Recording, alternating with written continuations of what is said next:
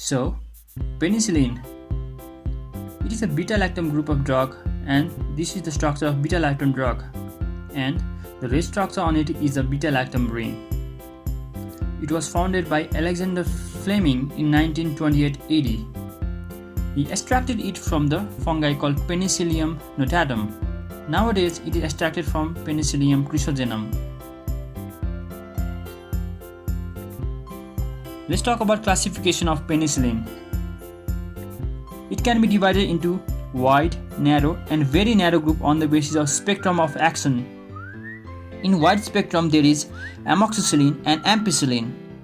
In narrow spectrum, there is penicillin G, penicillin V, ticaracillin, piperacillin. In very narrow, there is methicillin, oxacillin, nafacillin, and fluoxacillin. Now, let's talk briefly about mechanism of action of penicillin. We know that humans are eukaryotes, but bacteria on the other hand are prokaryotic. That means they are single-celled and has cell wall. This figure is of the cell wall. It is made out with the several peptidoglycan layer. Each peptidoglycan layer is made with NAM and NAG unit, which are alternating with each other to give peptidoglycan layer. Similarly, connecting two layer is the transpeptide layer. Transpeptide layer basically act as a cement if you consider brick as a peptidoglycan and wall as a cell wall. There is an enzyme called transpeptidase enzyme.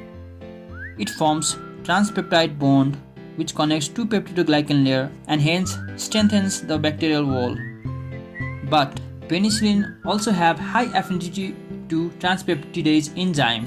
Hence, it is also called penicillin binding protein, PBP in short. When penicillin utilize PBP, there will be lack of PBP for transpeptidation, which result in weak cell wall. So, whenever bacteria tries to divide, its cell wall destroys, contents spill out and bacteria dies. But there are some bacteria which are resistant to penicillin. Staphylococcus aureus is a good example. It produces beta-lactamase, which destroys the beta-lactam ring of the penicillin, ultimately destroying the penicillin. To counter this problem, we use beta-lactamase inhibitor such as clavulanic acid against beta-lactamase produced, which ultimately inhibits beta-lactamase. Also, there is methicillin, which have same structure as that of penicillin but with longer side chain. Beta-lactamase in this case could not reach beta-lactam ring due to longer side chain. But bacteria are now going PBP mutation, which is causing no affinity of penicillin to PBP enzyme. Such cruel, highly resistant bacteria is called methicillin-resistant Staphylococcus aureus or MRSA. This is a serious problem since the bacteria are becoming practically untreatable by beta-lactamase group of antibiotic. To treat MRSA, we use non-beta-lactam drugs such as vancomycin, but even vancomycin are being resistant these days.